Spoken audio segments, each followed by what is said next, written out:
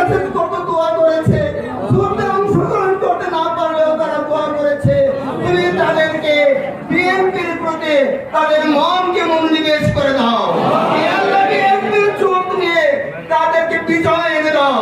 আমরা ডাক্তার সালাউদ্দিন বাবুকে এমপি হিসাবে দেখতে চাই। আল্লাহ তাকে আমরা মন্ত্রী হিসাবে চাই।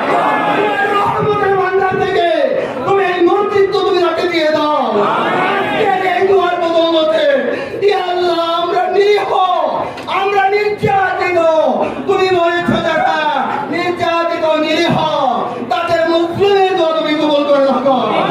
আল্লাহ তোমার কাছে আমাদের প্রার্থনা, তুমি দয়া করে আমাদের এই প্রার্থনাকে কবুল করে নাও। আমাদের সালাউদ্দিন বাবু ভাইকে তুমি মন্ত্রী হিসেবে